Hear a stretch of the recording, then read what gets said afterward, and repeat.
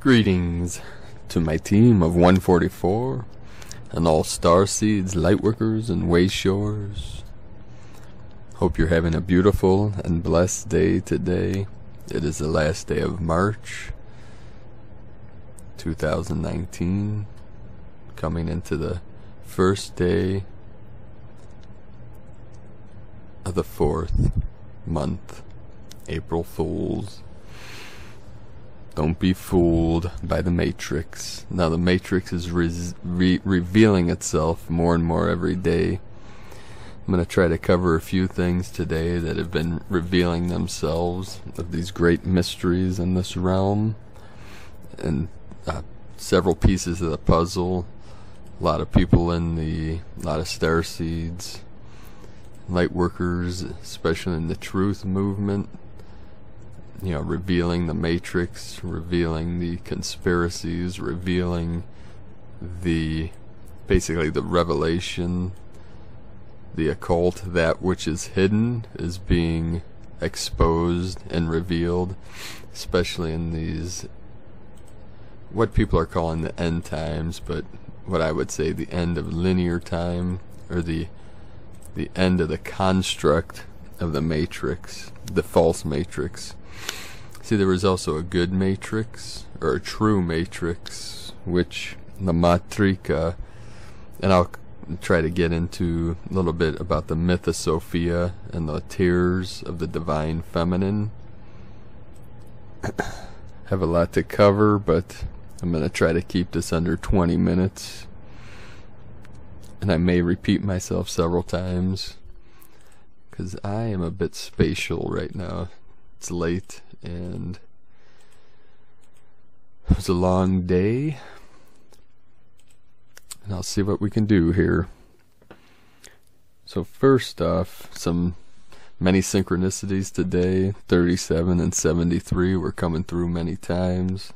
The 144, the 12, the 64, and the 46. The 64 codes of the DNA. It's a double-strand DNA. They call them codons for the codes, 32 and 32. Makes 64. 64 squares on a chessboard.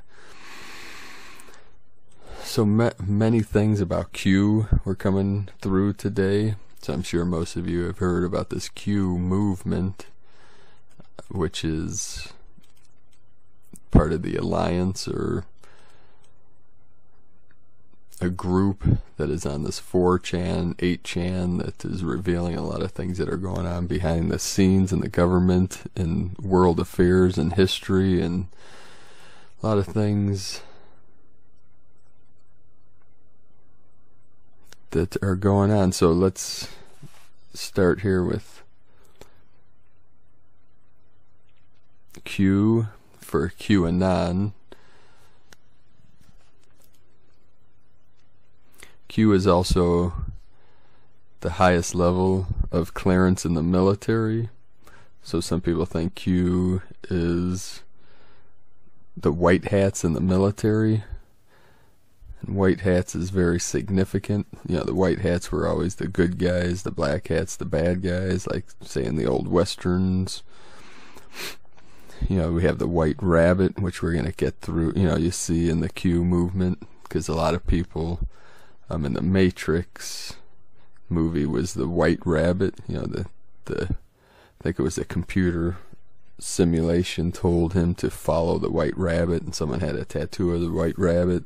Also, the white rabbit is symbolic in the pagan religions for, you know, spring, for reproduction. It's also Divine Feminine, the equinox. We have the white rabbit in Alice in Wonderland. He always had a clock. You know, he's late for a very important date. The time is late. Remember Trix, the cereal, the white rabbit, silly rabbit. Tricks are for kids, because I mean that was part of the narrative. And why would tricks be for children? Because they believe in magic. they believe they're innocent, they're closer to the divine, they're closer to source. So Q is also came from the word that symbolized source, which we'll get into that here in a minute. So we have, let's go back to, Matrix. The Trix was divine or sacred in the ancients. Trike, Matrik, was divine water. Ma is water symbolism. It's feminine, like Virgin Mary. Marie, Marine. Mama was a water. So let's, magic, magic, and matrix, So let's, and think of sorcery, source, tapping into the source, reuniting with the source to be able to project your magic, the magi, into this realm. Magic tricks.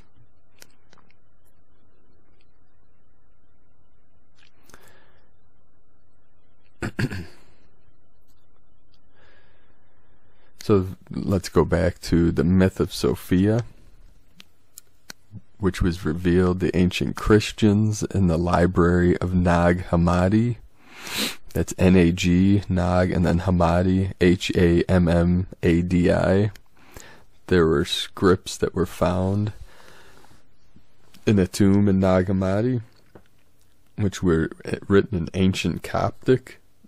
The Coptics were, that was a language, and they were the ancient Egyptian Christians.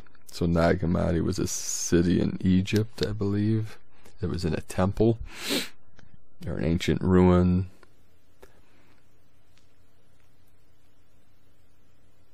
So there's connection to Q and the Queen in Alice in Wonderland. Off with his head, and the divine waters. Now, part of the myths of Sophia had to do with the first seemingly separation from source, that divine feminine. Now the positive and the negative manifest together. The emptiness and the form manifest together, because one cannot exist without the other. You can't have emptiness without form, and you can't have form without emptiness. Now the Zen masters will say emptiness is form and form is emptiness, or they say from the very first, not a thing is. So from the very first moment of time, the very first moment of space, the very first moment of awareness or consciousness, not a thing is. They didn't say nothing is, because nothing is still something. They said not a thing, because if you put your awareness back to the very beginning, before time and space, beyond all concepts, beyond all form, beyond even emptiness, not a thing is. It's not nothing, and it's not something. It's beyond words. So we point to that reality or that truth by saying not a thing is. So the myth of Sophia, the original divine feminine, as that awareness which became the electron, as it's separated from source, or basically divided itself, the source divided itself into the yin and yang, multiplication by division, sacred geometry. So the myths of the ancients spoke to our psyche. They didn't make a whole lot of sense to our conscious mind. It's part of the mystery. So the mythos, the mystery, the myths spoke directly to our psyche.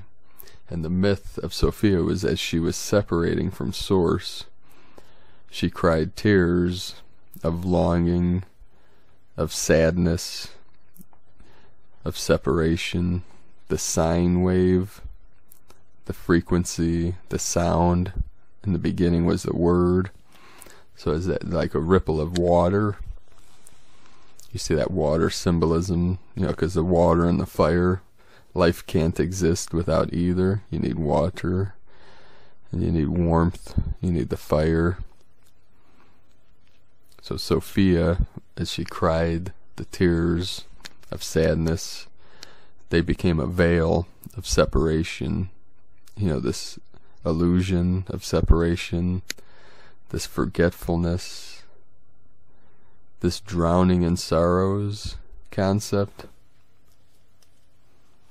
the longing for home, and many things about the Wizard of Oz were coming up today. Dorothy, you know, there's no place like home, over the rainbow. So we're going to get into the archons. You know, the archons were from these myths, from these ancient texts, from Nag Hammadi. That archon is an ancient Christian term in Coptic that was basically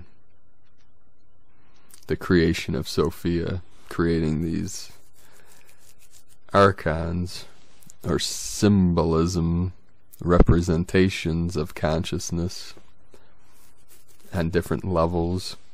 So you see the arc on, the arc on, like a switch is on and off. So on,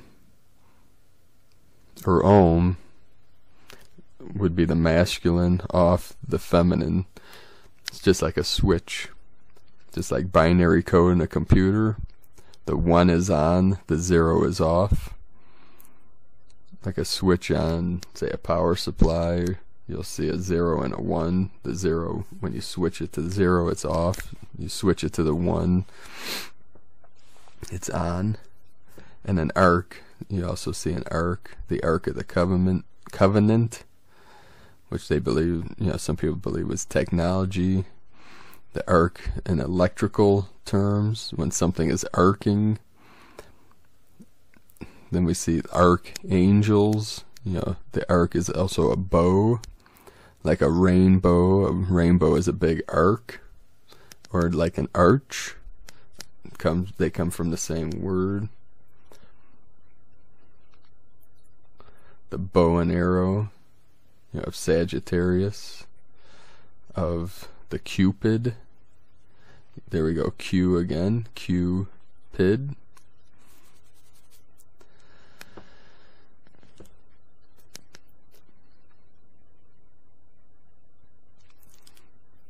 So the archangels of the higher realms, the angelic beings. We got angels and angles, Anglo-Saxon, Angelo.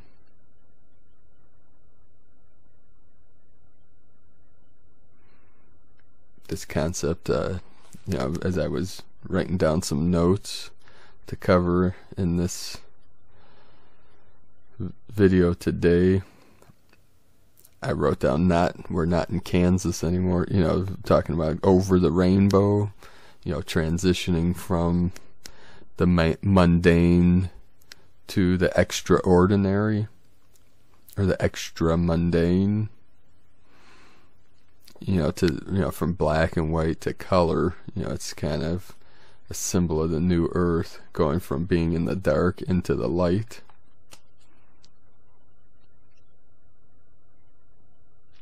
So today I went to a restaurant, and I've been to many times, called Namaste Indian restaurant. And I've been there many times, and walking on into the restaurant this evening, the address 14412, so we have the 144 of the celestial realm, and the 12 of the 12 signs of the zodiac, or the 12 disciples. And I befriended the owner and the man that works there at the checkout, which his name is Ramesh. He's from India, and we've had many conversations and talk about spiritual things and that. And today he said it was his last day that he was retiring. And then there were many elephants, a lot of elephant symbolisms coming through for people. There was a massive golden elephant in there with his trunk up. Now my friends that are Greek say, and I've heard this at other places, that the trunk up on an elephant means good luck or good fortune, good wealth. And Ganesh in or Ganesha in India, the elephant deity, is for good fortune, good luck.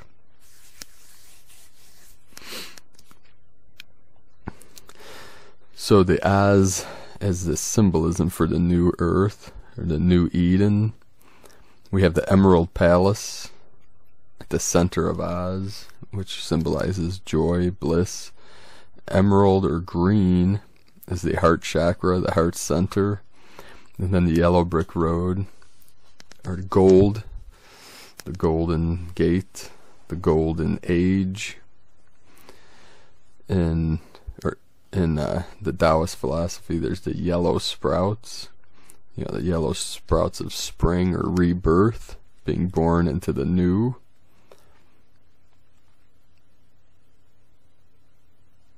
We have the 4 directions. So let's get back to Q. So some of the things, there was a gentleman came into my shop yesterday, and we never met before, and right off the bat he said his name was Q, and I joked, like, I kind of fill people out where they are in this realm and what their understanding is of the Matrix or whatnot. So I said, oh, Q, like the insider in the military, and he just started laughing and then started talking about conspiracies, but it was actually for KEW, his initials, but he's, it's pronounced as a Q, KEW. So we talked for an hour or so about different things going on in this realm and the Matrix and the awakening of human consciousness.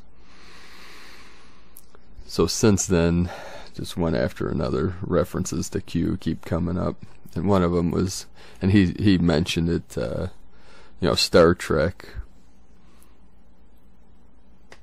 and the Q in Star Trek. So I looked it up, and I do remember thinking, hearing of Q. So I'm going to read this real quick from Wiki about Q from Star Trek, who is a fictional character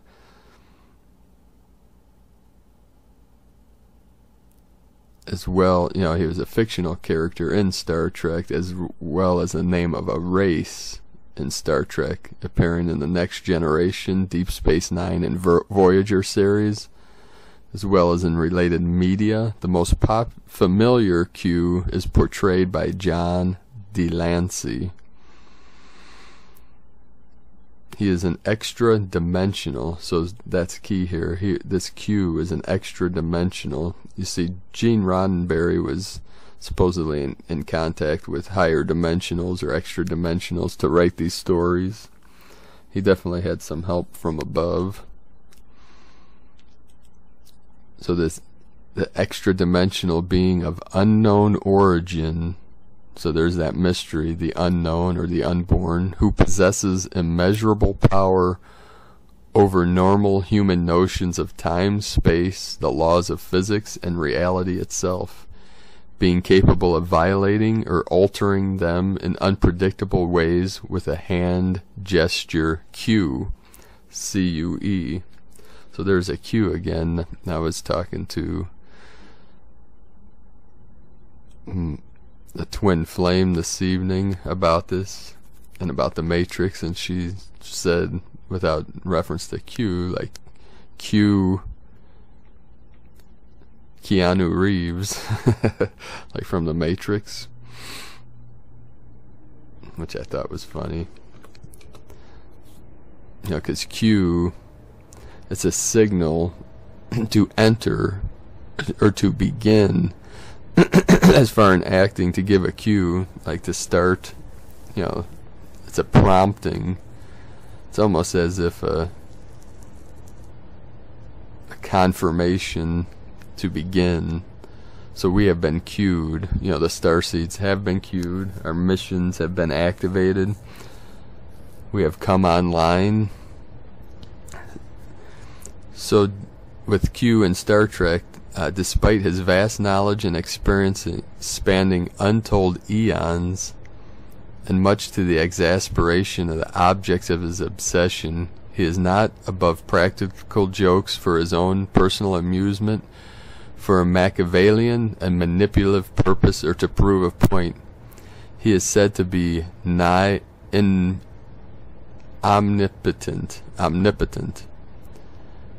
and he is continually evasive regarding his true motivation. So he is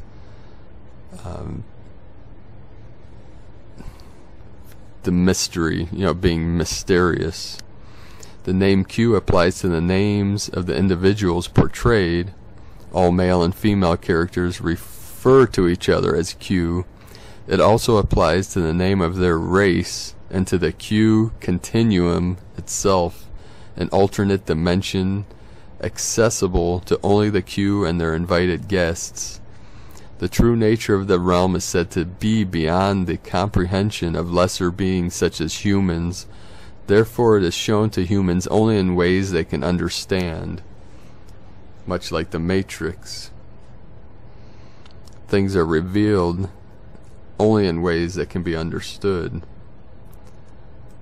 Just like many of these master teachers reveal things to the human mind in ways that can be understood, but at many times misinterpreted.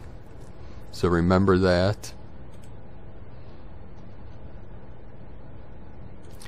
Now, I also, years ago, was reading a book which was referred to as Q. It was called The Lost Gospel, the Book of Q and the Christian Origins, by Burton L. Mack, and this was published in 1993. So this is a reconstructed collections of sayings attributed to Jesus, revealing Jesus as a Jewish sage who was later mythologized into the Christ revered by the world's Christian communities. But a longer a review. So there's a lot of mysteries around this book, and a lot of debating going on. So this is from Publishers Weekly. If its premise is accepted by a preponderance of theologians, this debatable study could bring about a rethinking of the origins of Christianity. Mack presents an analysis of the so-called Book of Q, a supposed collection of Jesus' sayings that was compiled by his followers during his lifetime. Certain scholars, deducing the existence of the book, have reconstructed the putative text of this lost gospel during the last 20 years through a comparison of the gospels of Matthew and Luke, who it is contended use Q as a common basis. Q stands for Quell, Quelle, or QL, German for source. Let's see. So Quell, I'm probably pronouncing that wrong because I don't speak German, but Quelle means source. Mack, a professor of the New Testament at the School of Theology at Claremont College in Los Angeles, concludes that the people of Q, Jesus' contemporaries, thought of him as a teacher, not as a Messiah, and that they did not regard his death as a divine or saving event.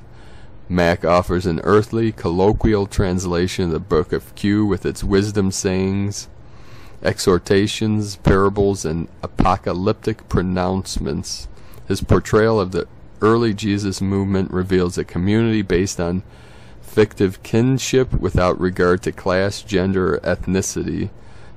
The discovery of Q, Mack argues, compels us to see the New Testament Gospels as imaginative creations rather than historical accounts. So I'll put this link, the link to that book, in the description below if you want to do further studies